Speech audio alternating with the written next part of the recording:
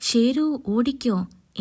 എന്തു പറ്റി? കരി കരി പറ്റിയോ? അതിനാണോ ഓടുന്നത്? അല്ലെന്നേ, ആ കരിനാക്കൻ വവ്വാൽ വരുന്നു. അയ്യോ, ഇതുവഴിയാണോ വരുന്നത്? ഭാഗ്യത്തിന് ആ ദ്രോഹി എന്നെ കണ്ടില്ല. അവൻ കണ്ടാൽ എന്തെങ്കിലും വയ്യാവേലി വിളിച്ചു പറയും. പറഞ്ഞതൊക്കെ നടക്കുകയും ചെയ്യും. അത്രയ്ക്കുണ്ട് ആ നാക്കിന്റെ ഗുണം.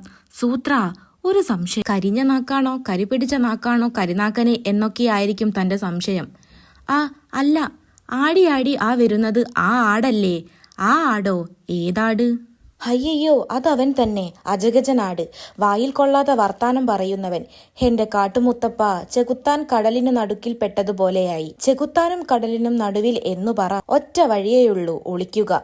ദാഹം മൂലം കാഹളമൂതുന്ന ഈ ദേഹത്തിന് ദാഹജലം വഹിച്ചു തരാൻ മോഹമാർക്കുണ്ട്? ഹലോ, ഇപ്പൊ പറഞ്ഞത് മനസ്സിലായില്ല, ഒന്നുകൂടി പറയാമോ? വീർത്ത വയറിൽ കൂർത്തവയിൽ ചാർത്തുന്നത് കൊണ്ട് വിയർത്ത് ആർത്തനായ എന്നെപ്പറ്റി ഒന്ന് ഓർത്തു നോക്കൂ. റുത്ത മരച്ചില്ല ഒടിഞ്ഞു വീഴുന്നത് പോലത്തെ ശബ്ദം.